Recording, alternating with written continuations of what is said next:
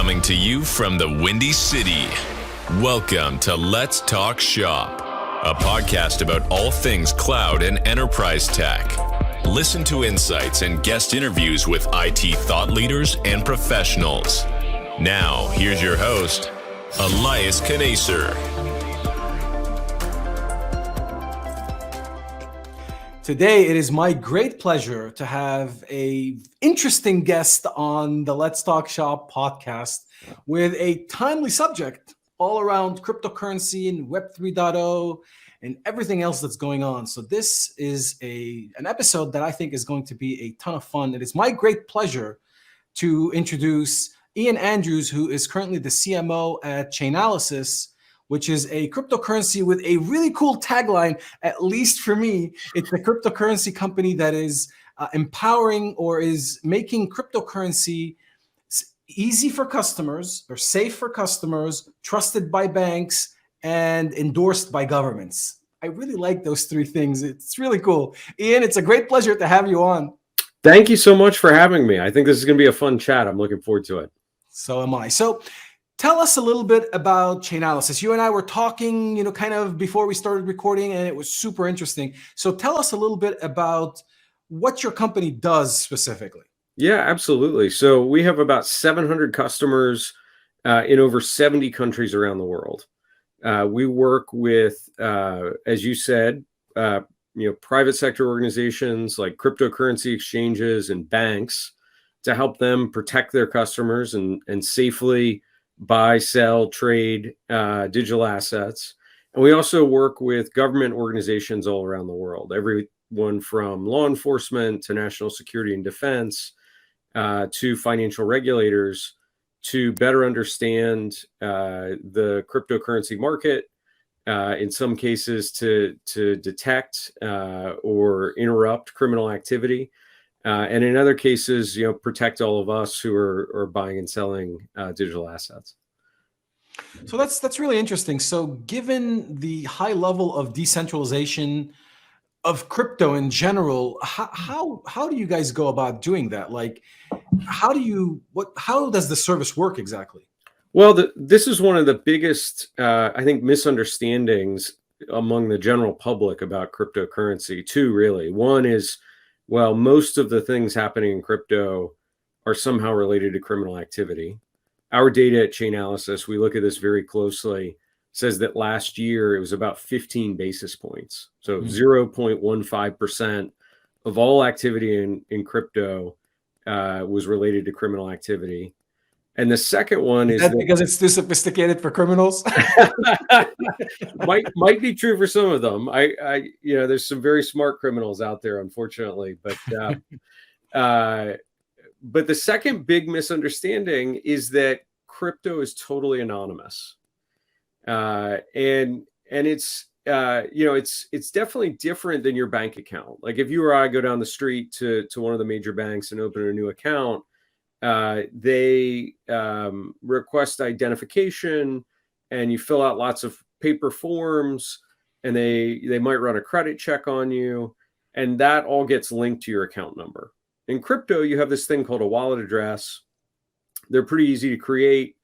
You can have them on your phone or on your computer, or you can store them on an external storage device. And those don't necessarily have any kind of real world information associated with them. And so people immediately assume everything in crypto is totally anonymous. But the amazing thing about it, and this is true for all the different blockchains, so this is Bitcoin or Ethereum or any of the others, there's a public record of every transaction going back to the beginning of the system. And all those transactions are observable by anyone, not just Chainalysis, but you could go and use a publicly available free tool like a block explorer. Sure. And look up any transaction, understand what was exchanged and the participating parties in that transaction. And so that's the basis of what we do, is we take all that information, which is at massive scale, right? We're talking billions of transactions over more than a decade of history now, and make it usable by all our constituent customers to do things like evaluate the riskiness of a withdrawal request if you're an exchange, and hopefully prevent you from sending funds to someplace you may not intend to, like if you got scammed or there was an account takeover or something like that. Interesting. Now, the fact that these are essentially the wallet addresses are all numbered, is there a mechanism to kind of correlate these wallet addresses to, I don't know, IP addresses, or is there a way, and you don't have to tell me all the secret sauce, but I'm curious, is there a way to correlate it back to a specific party? Yeah, well, so the interesting thing about the way our technology works is we're able to group those wallet addresses together, so that even if we don't know a particular identity, we can assume some common ownership or control. So, for example, I can tell you the millions of addresses owned by any of the popular exchanges out there. And so we've also done that for some of the illicit actors as well, some of the larger ransomware rings or darknet marketplaces. This is now thousands and thousands of entities across all the major exchanges. And that allows us that kind of knowledge graph of information.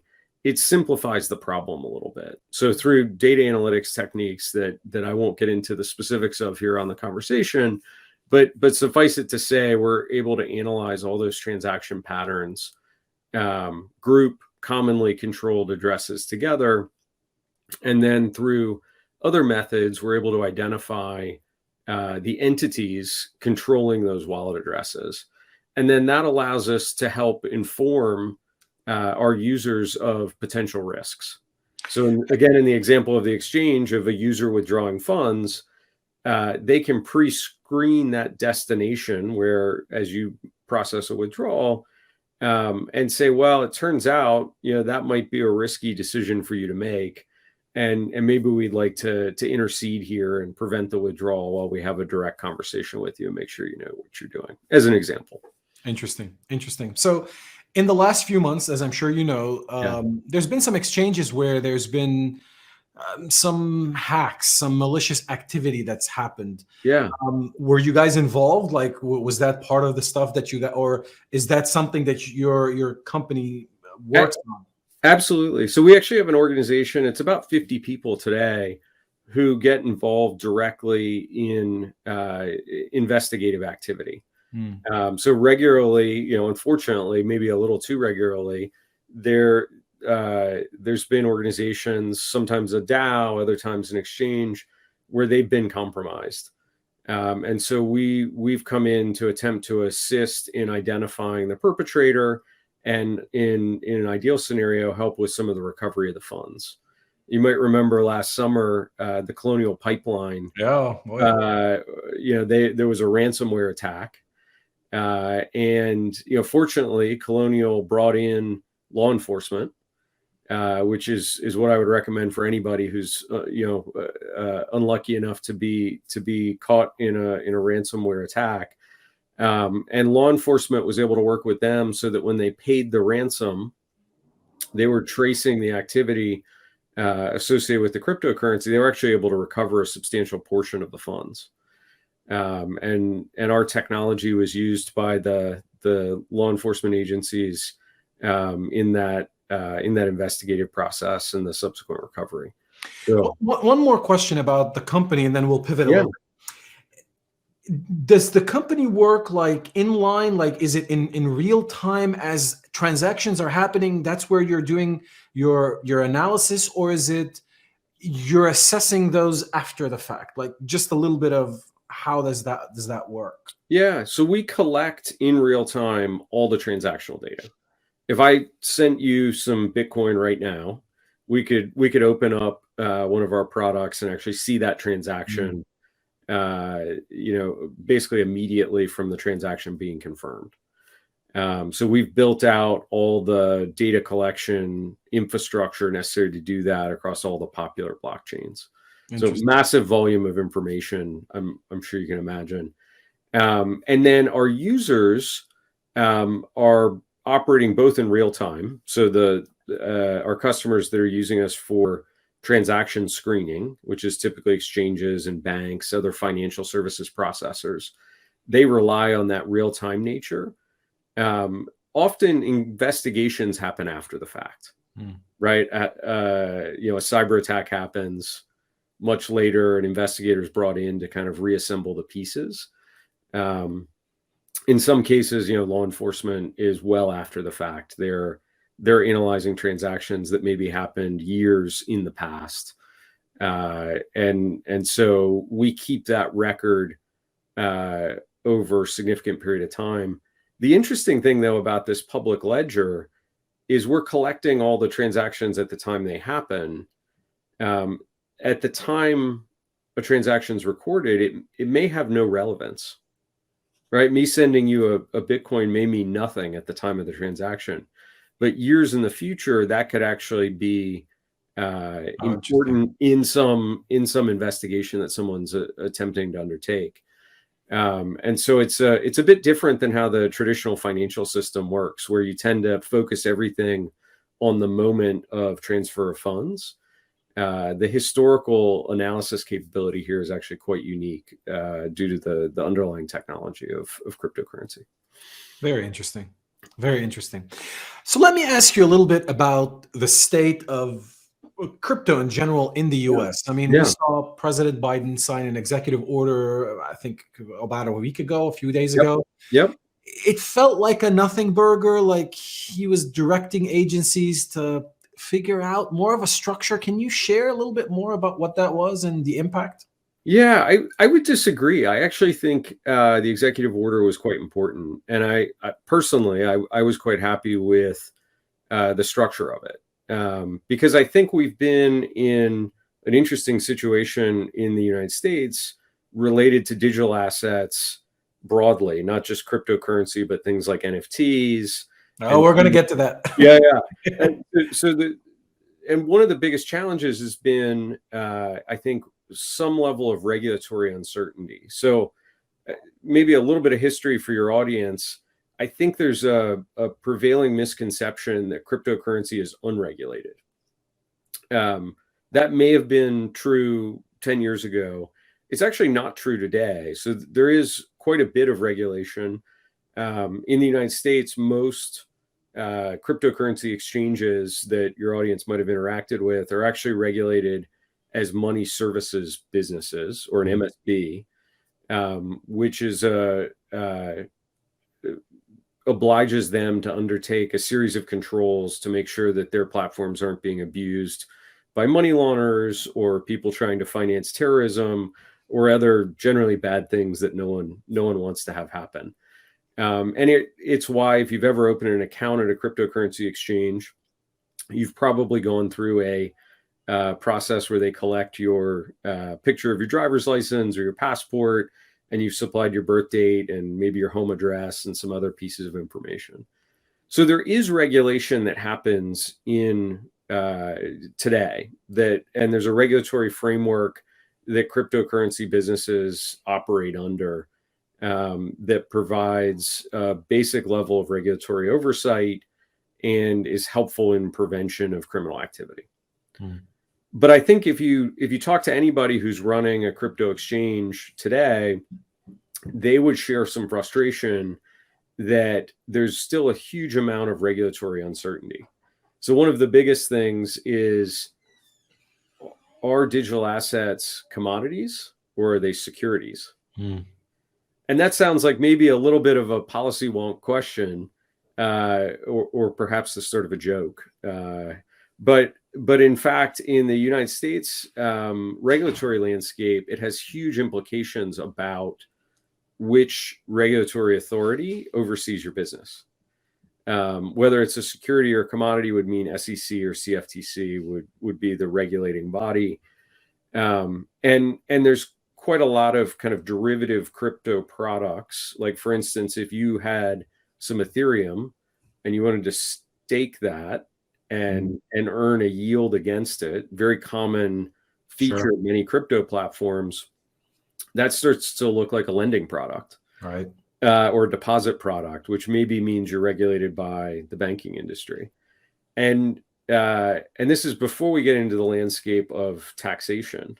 Sure. right? So Chainalysis, for example, we hold some digital assets on our balance sheet, and the complexity of how that is treated from a tax liability perspective relative to other cash and cash equivalent type instruments, it's incredibly complex to work out.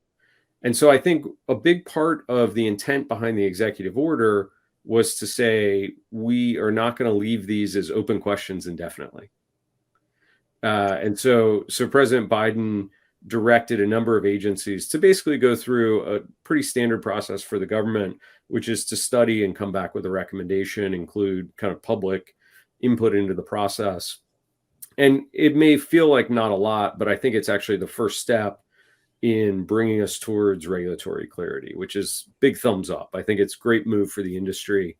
And I think we'll see action resulting from the executive order within all the relevant agencies over the coming months and quarters, which will be positive effect. Yeah, I mean, I agree with you. So I definitely think regulation brings a level of stability to the price, to the market in general, a level of seriousness that is often needed. But there's a lot of folks out there that believe, well, hey, the whole point of crypto was to get out from under this centralization. Yep. And I'm not really sure I subscribe to that. I mean, I don't know if we need a way to kind of escape out of this. So I do think some form of regulation is needed. Now, is it true, though, that, and I don't know if you know this, but I'll throw it out there. Is it true that the US in general is a little behind as far as regulating crypto compared to countries like China, even though China did a big crackdown on miners a few months ago? But from a regulation perspective, at least digitizing their national currency, is there any truth to that? Well, I think there's a couple parts to that. So in China, they've created something called the digital yuan, which rolled out of its beta program actually in time for the Olympics. Yeah, I think the digital yuan is in a bit of a special class. You know, for those in the industry, it's called a central bank issued digital currency, or a CBDC for short.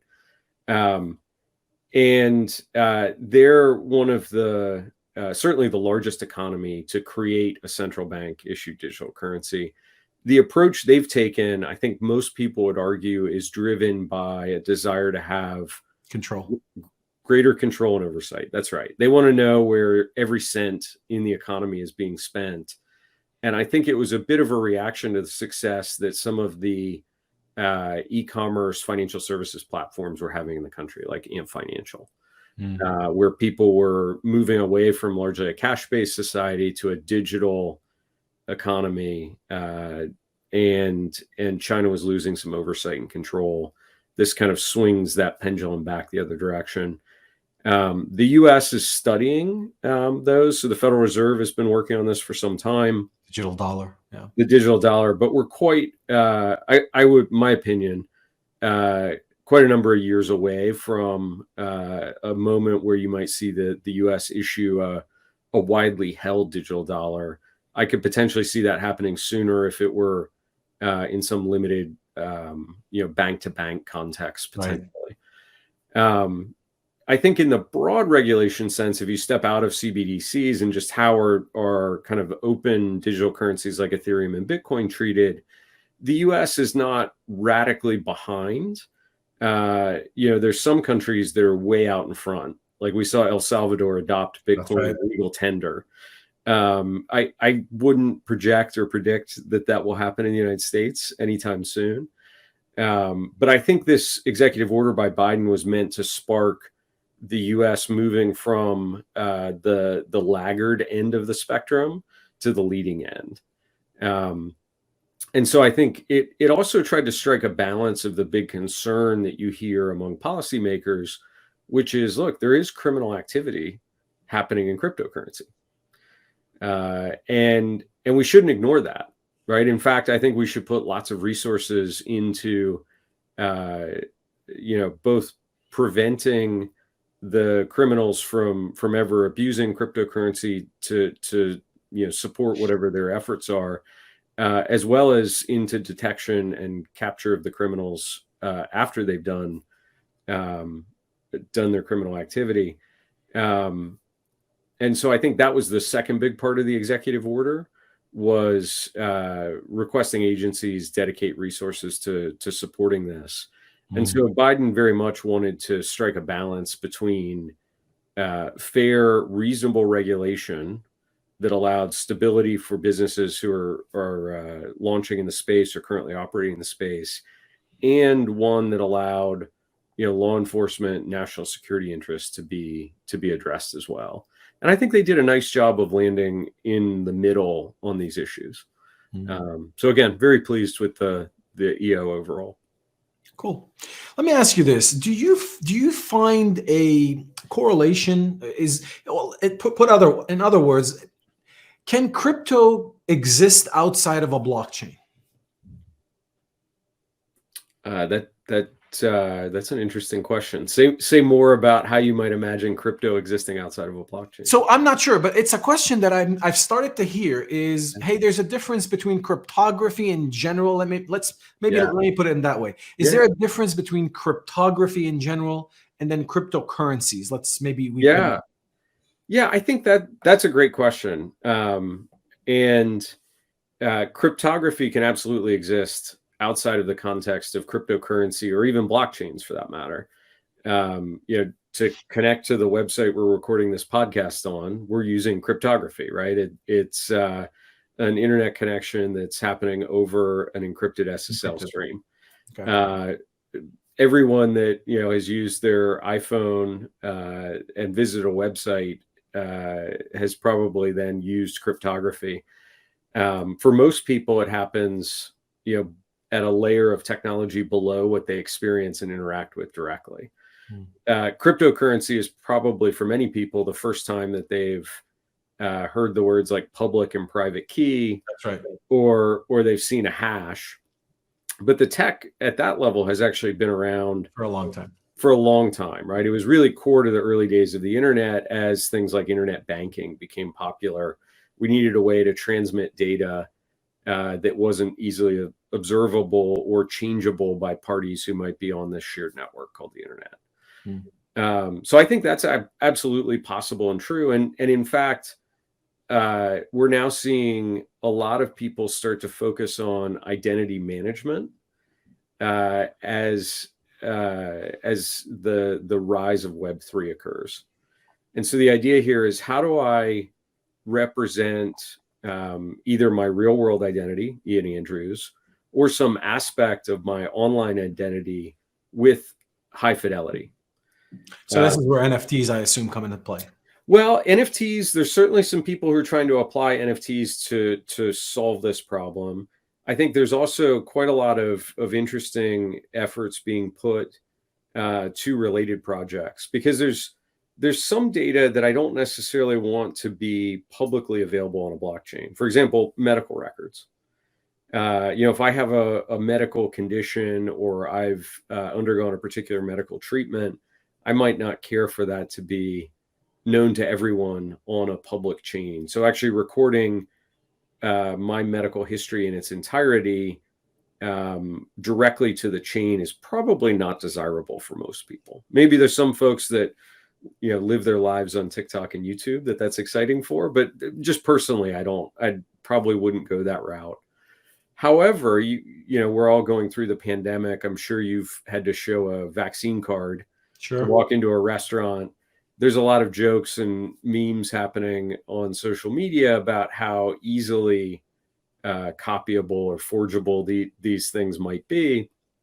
You could imagine a scenario where, without revealing personally identifiable information, I can hold a token that represents some sort of guarantee that I've done something or been somewhere or I'm a member of something.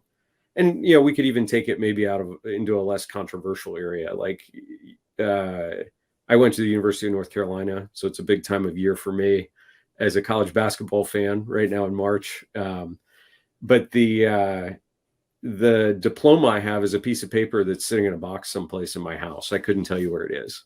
Right. If you go to my LinkedIn profile, you see that I graduated from there, but there's no real attribution of that.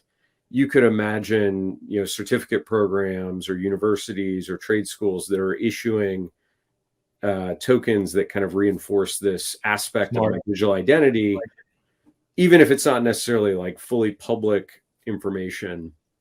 And so I think there's a cryptographic element that is useful here, which is that immutability and trust aspect, right? So in the scenario of the diploma, North Carolina is the issuing authority, and I'm a token holder, and you may, as a potential employer, or maybe you want to validate my bio to come on the podcast here, you want to be able to check that my token is a real token, right? You want to be able to validate that I actually did graduate from the University of North Carolina.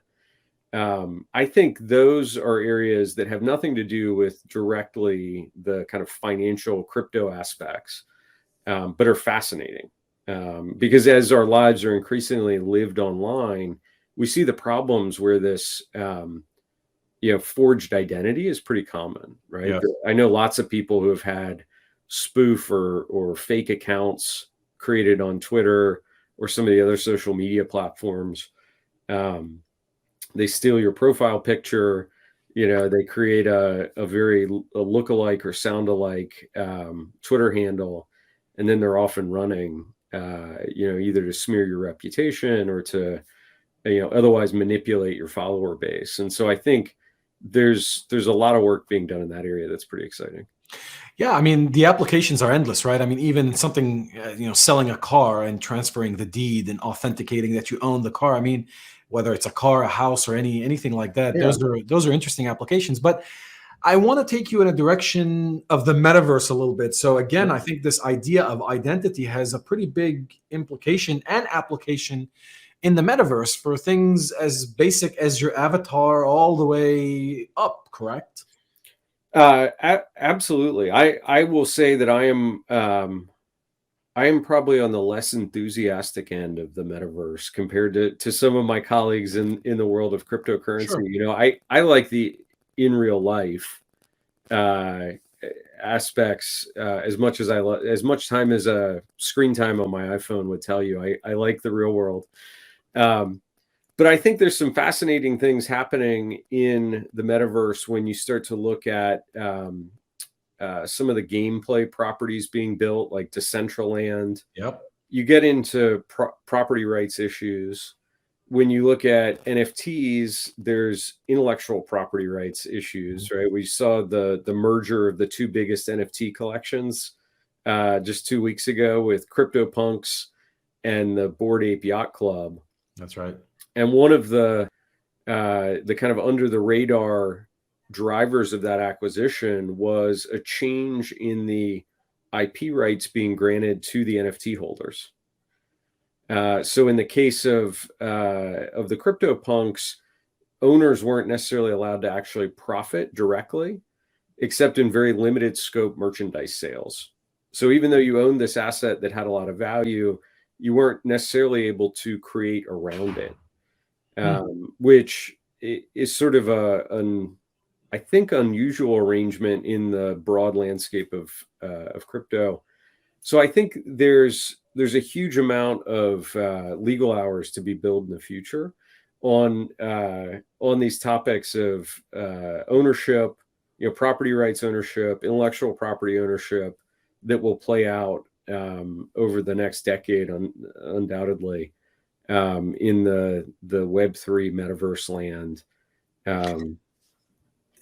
Speaking of Web3, I mean, you've mentioned that a few times, and I had a question around Web3. I mean, there's this huge debate going around Web3 and whether or not, it will actually happen, and whether we're going to have a blockchain-based internet, whether Web3 is even real, whether we're going to have a pure Web3, or is it going to be some form of a hybrid? What is your take? Where do you stand on this whole debate? So I would say everyone that's critical of cryptocurrency, blockchain, Web3, there is a huge amount of truth in the criticisms. They're very legitimate. I think the sector is incredibly early. The exciting thing for me is I look around at the brain power and talent coming into the space. And I have to believe that we're heading towards a period of incredible innovation and development.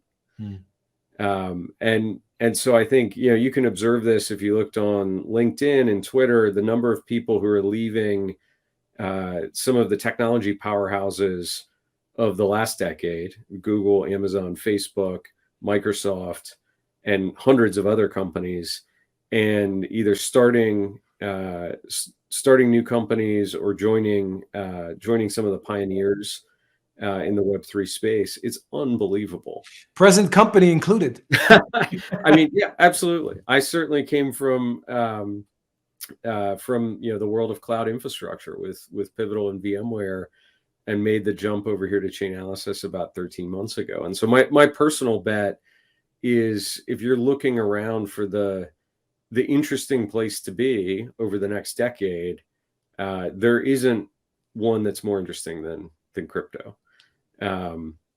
I totally I have huge empathy for all the people that look around and say, wow, there's so much to be done here. And, there's people who are using crypto in ways that I wish they wouldn't, or that there's too much speculation, or that, the underpinning technology elements are kind of broken in awkward ways. Like, all those things are true in isolated instances.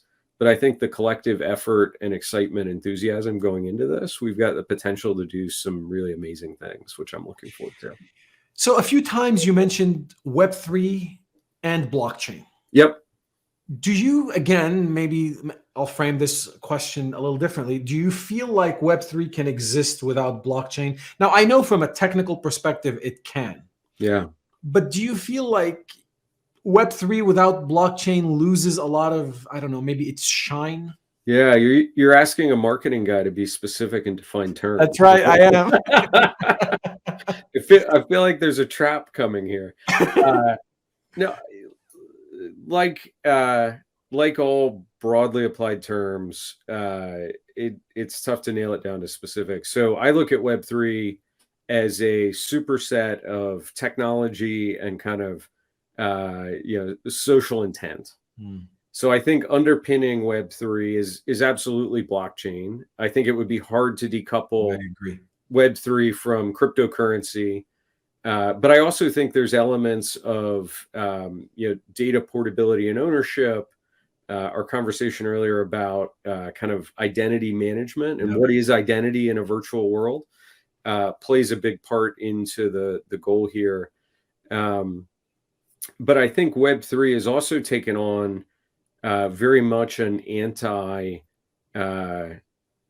anti-Facebook primarily, although maybe you could say broadly more the other social media companies, or even anybody involved in offering products and services that make their money on advertising.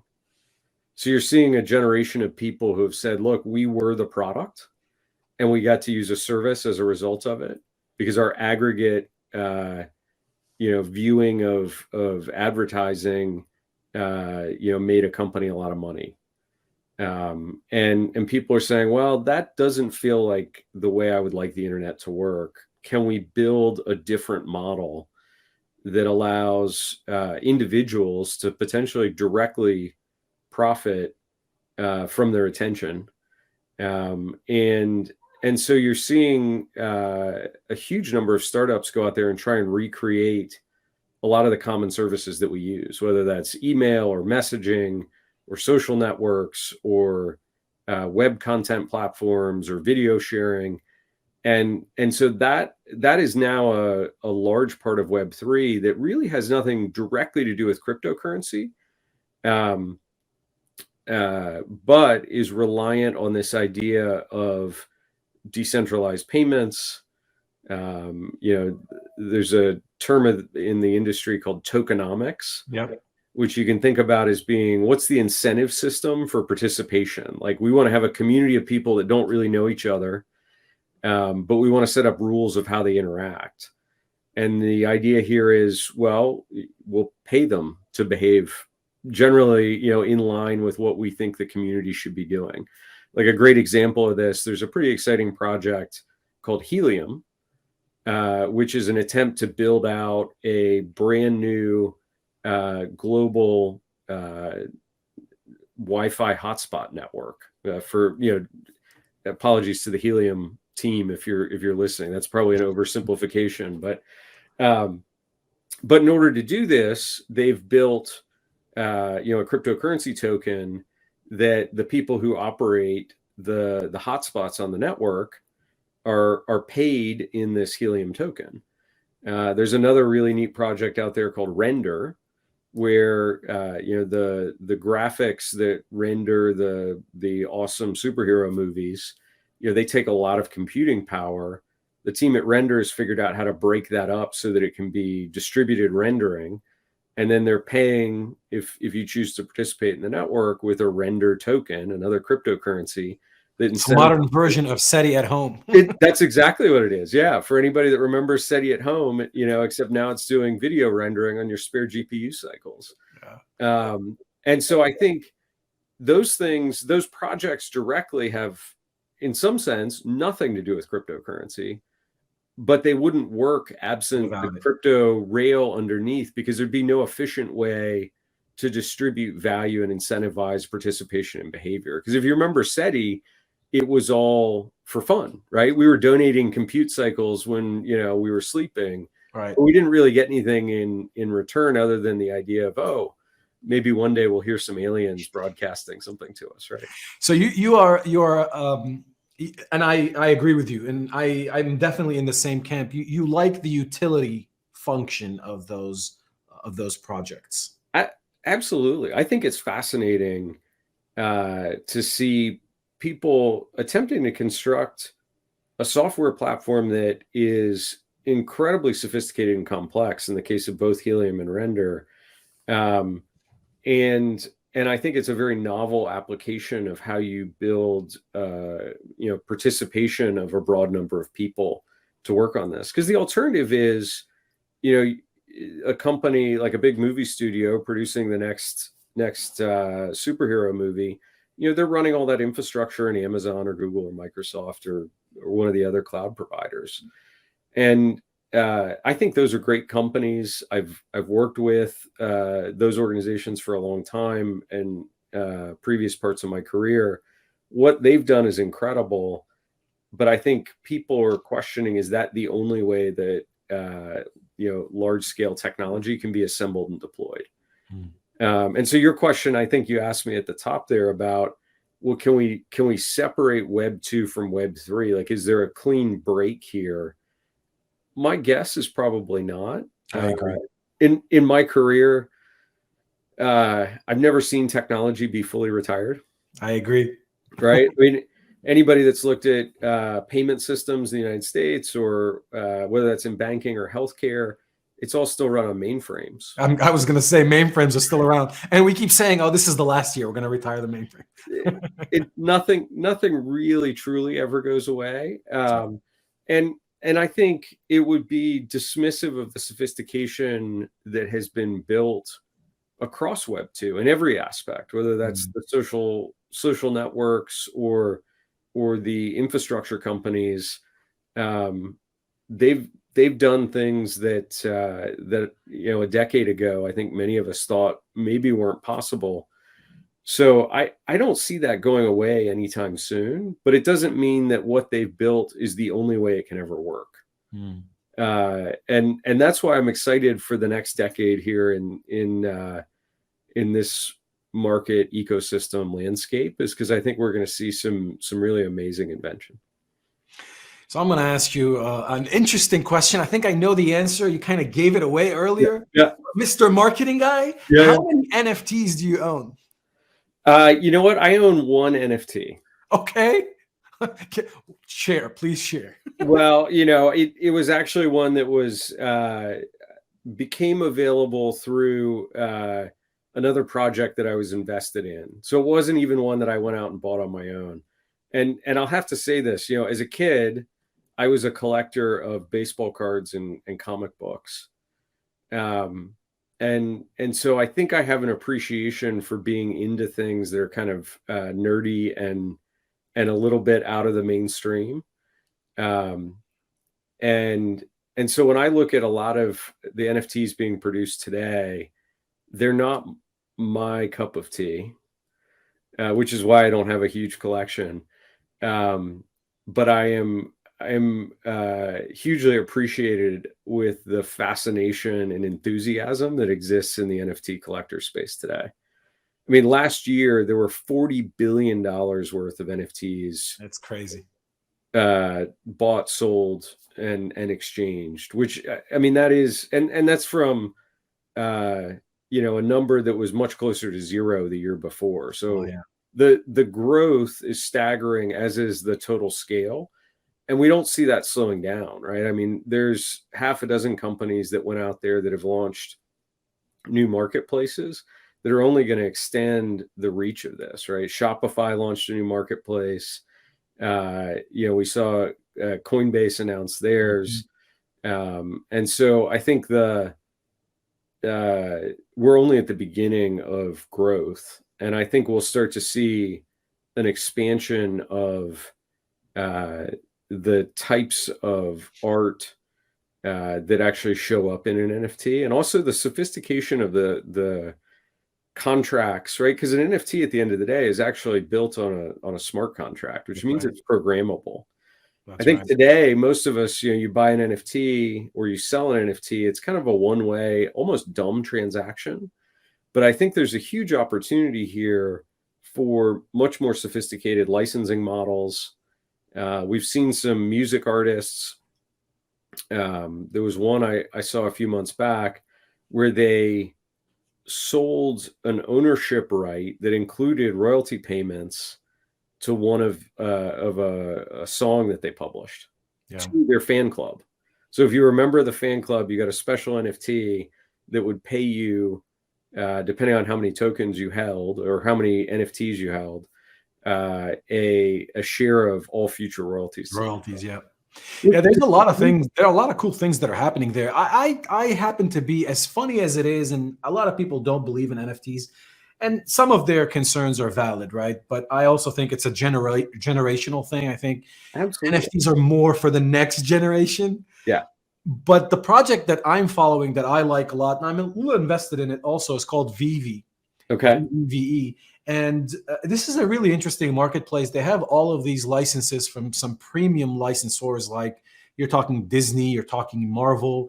They're publishing comic books that are specific in an NFT. They're doing superheroes, like these are 3D superheroes that you can put in some kind of a showroom. But what was really cool is they did an NFT around the release of the James Bond movie. Ooh. And then they were offering anyone that bought the NFT free tickets to early showings of the James Bond movie. And I thought that was really interesting. I mean, again, the use cases and the things that we can potentially see moving forward will be incredible. Like maybe at one point we'll be able to watch a concert that is exclusive in the metaverse. Like if you're really interested in this concert, it is only going to be exclusive in the metaverse. I think someone did something like this with one of the games not too long ago, where the concert was exclusive to that. But I think we'll start to see a lot more of these types of things in the future.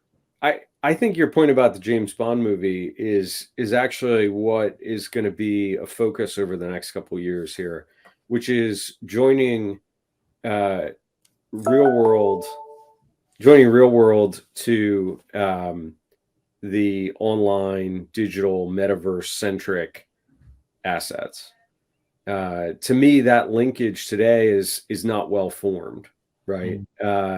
So there's some interesting projects out there where they're trying to create NFTs of representing a house, and then your mortgage on the house becomes a sort of a collateralized object that is issued on chain. But I think it applies in the same way to the art world as well. There's a restaurant actually that's launching where if you have an NFT, you get access to special tables and special events as well. Interesting. Yeah. Oh, we have a visitor. Hey, buddy, I'm recording right now, so I need you to leave. Go ahead, take it. He heard NFTs and he came. That's right. That's right. That's awesome. Yeah. So you mentioned something also interesting, and this is, I mean, the conversation with you can be endless. I've got a million questions, but I'm going to spare you, and hopefully we'll do this again soon. But I do have a question that came up. You mentioned on chain, so these NFTs, and there was a blog that someone wrote not too long ago. I forgot who, that was going around the Twitter world.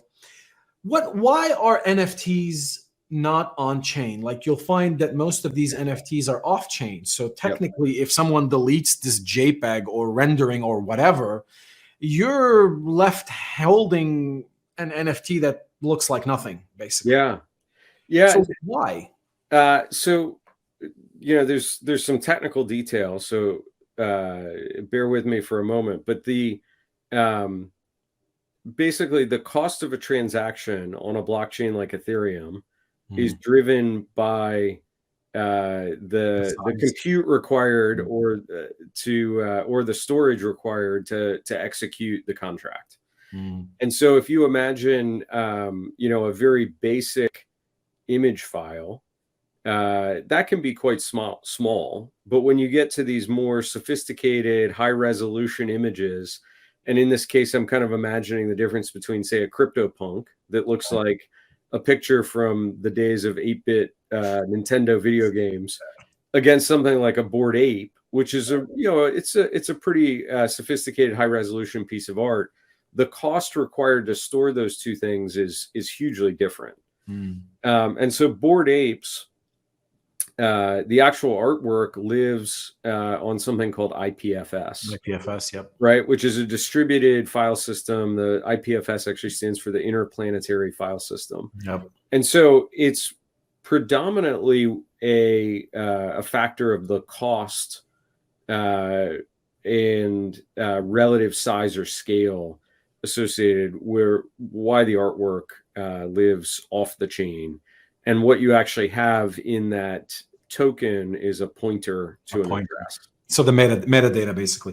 IPFS is interesting. We're not gonna delve into that. I mean, that's gonna get too technical, and we definitely want to save that for another conversation. But it also depends on the nodes, right? So if you're storing it on one node versus several nodes, and what if that node goes offline? And it's interesting, but to me, this is one of the weaknesses, I guess, of this whole NFT thing, is that it's not stored on chain, which means there is a possibility where I could open my NFT wallet one day and I have the NFT, but I don't see the NFT. Yeah. I think this may have been the blog that you were referencing. The CEO at Signal, that's right, guy named Moxie Marlinspike, wrote kind of his exploration into Web3, and this was one of the topics that he hit on. He actually started a pretty interesting project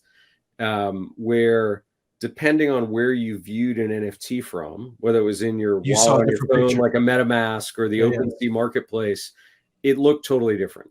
And he actually planted a little joke there where I think it was like a nice, pretty picture when you looked on OpenSea, and when you looked at it in your you bought it presumably, and then opened it up in your MetaMask on your phone, it turned into a poop emoji.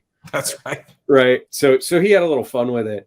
So interestingly, and I think this is something where I don't totally understand the history personally, but you could store in the NFT a hash of the file, not just a pointer to it. And for whatever reason, the current NFT spec as it exists on Ethereum doesn't require that hash. But to our earlier conversation about, can cryptography exist independent from blockchain and cryptocurrency, you can use the techniques of cryptocurrency or of cryptography to verifiably identify a particular digital object. You can do that independent from the blockchain, and then you can store the value of that hash function, in this case, as part of the token that you're then creating and ultimately selling, buying, exchanging.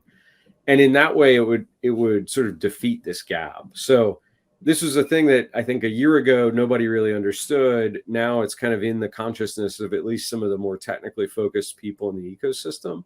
My guess is that it gets resolved as the technology continues to evolve, To mature, right? yeah. It's not an unsolvable problem. I think it's just one of the things that hasn't It's a been maturity problem. That's my sentiment on it without being an expert in the area. But it is definitely kind of funny when you see some of these being bought and sold for millions of dollars. It's crazy.